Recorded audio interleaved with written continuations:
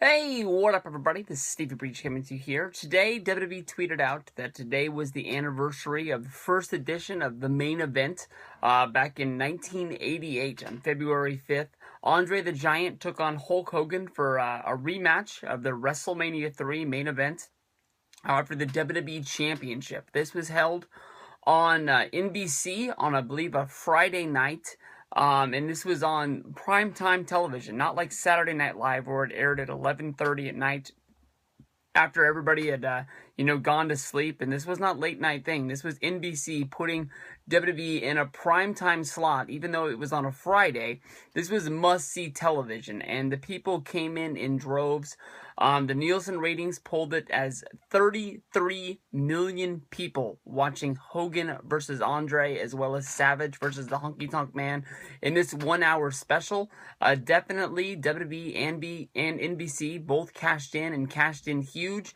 As the show went live, we saw Jesse Ventura as well as Vince McMahon standing in front of a green screen with the fans behind him, as they did on Saturday night's main event all the time.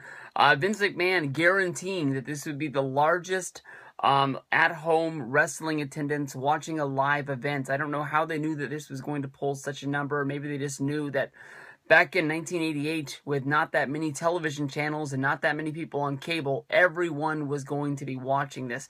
And this quite possibly is one of the biggest editions of WWE television that has ever happened. This one show, these two matches with these four competitors, shaped completely what WrestleMania IV would be in a couple of months. Definitely, WWE was getting ready for Hulk Hogan to be taking a leave from WWF. He was going to be making movies. Him and Vince were getting into the movie game. Of course, this was long before WWE Studios.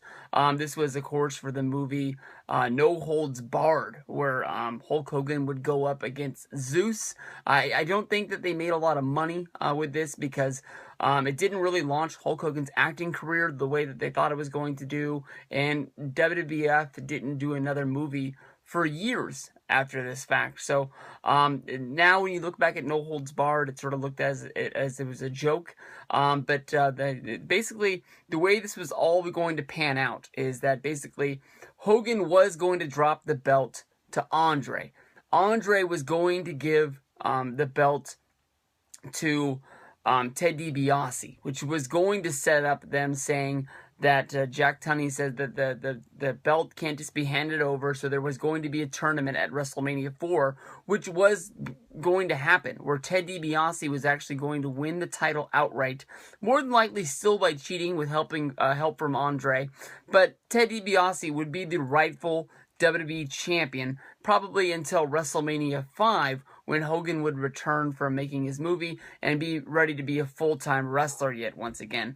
But on the undercard, the other match of this one show was supposed to be Randy Savage, and Randy Savage was going to win his Intercontinental Championship back from the Honky Tonk Man, of course, at WrestleMania III. Another one of the big matches was Savage losing the belt to Steamboat. Steamboat would hold the championship for a few months before going to WWF and basically saying that he needed to take a leave of absence because he missed his family. WWF didn't like this fact, so they immediately had Steamboat drop the Intercontinental Championship to Honky Tonk Man, which was supposed to be sort of looked at as sort of a dig. And I know that Honky Tonk Man went on to be one of the longest reigning Intercontinental Champions of all time, and is looked at as a legend in the business, but I think at the time, Honky Tonk Man was more of a comedy act than anything else, and him beating Steamboat was supposed to sort of take a lot of steam off of Steamboat if he was to, basically leave and go back to the NWA or something like that.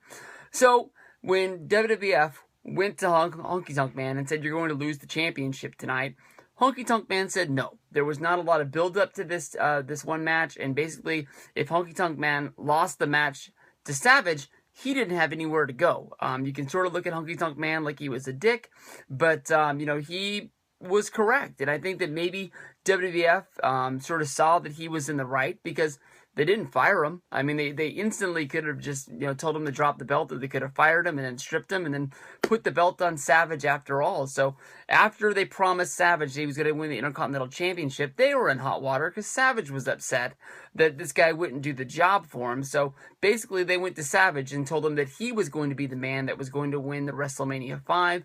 It was sort of a back promise to Ted DiBiase. They sort of screwed him out of it. They said that he would be champion somewhere down the road, and that ended up never happening upon his career. But I think when people look at Ted DiBiase and the career that he had, I don't think anybody really knocks him for not being a champion. They sort of look at him like people look at Dan Marino or Charles Barkley. Great players. He was a great wrestler. He just never was able to win the big one, unless you count the fact that he was handed the championship, and he did defend the championship. Well, he didn't really defend it either because they were tag matches, but he was announced as WWF champion on 2 house shows, one in Philadelphia and one in Boston, after this main event went live, before Ted DiBiase was stripped by the commissioner, Jack Tunney. We build up to Andre versus Hulk, where Jesse Ventura is playing the footage from WrestleMania 3. From there, basically, they show the opening spot of the match where Hogan immediately tries to slam Andre, and Andre comes crashing down on top of him. And you see Morella as the referee trying to count the 1, 2, 3. And Jesse is honestly saying that he thinks that Hogan did not get the shoulder up before the 1, 2, 3 count. So they're really building up on the fact that Andre defeated Hogan at WrestleMania 3, and he should be the rightful champion. And that's the reason why this match is going on tonight. I don't know why they had to wait all the way from, I believe, WrestleMania is normally in April. It might have been in the last week of March, but why they're waiting all the way until February in order to have this rematch. But WrestleMania 4 wasn't really announced yet, so maybe they were saving it for then or something like that when you try to break this down. In this opening of this match, Hogan's going bananas. He's attacking Andre right off the start of the bell. He's able to fight off Virgil. He's able to fight off DiBiase all on the outside of the match.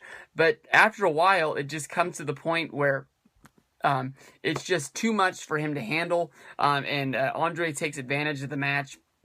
Of course, as always, Hogan reaches a point where he starts to go bananas and he starts going wild on everybody.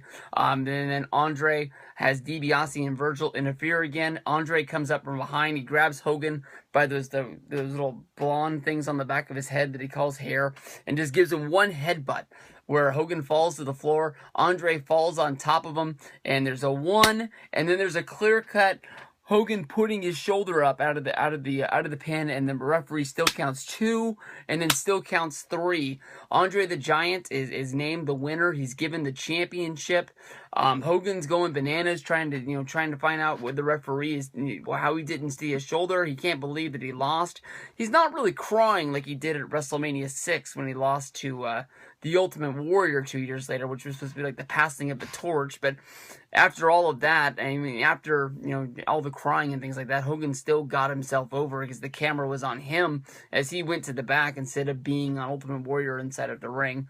Andre the Giant is immediately interviewed in the corner by Mean Gene Okerlund as being the new WWF champion. Andre says that he's going to be a great WWF tag team champion, and he thinks that he needs to hand the belt off, and immediately gives it to Ted DiBiase, who puts the belt around his waist.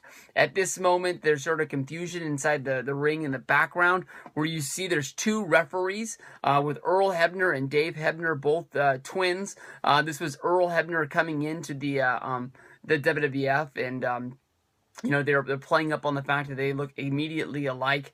At this point, they're sort of doing the doink from WrestleMania 9 gimmick, where they're both sort of looking at each other, trying to figure out how they look the same. And at this point, they sort of have a square off, where one decks the other one and kicks the other one out of the ring. And Hogan really, I don't know how he figures this out, or if he's just pissed, figures that the referee that hit the other referee must be the bad referee. And so Hogan tries to go after this Hebner, who dives up out of the ring, and he hightails it out of there like it's the Montreal screw job. Once we finally get to the back to try and figure out what's going on, Hulk Hogan is crying to Mean Gene Okerlund. He can't believe that he lost the match. He's blaming, how much did they pay for the plastic surgery? Look at the referee. He's got $100 bills falling out of his pockets. What will I tell the Hulkamaniacs? What will I tell the Hulkamaniacs as he walks off set? Jesse is gloating that Andre is the new champion, while Vince McMahon is trying to figure out what the hell is going on.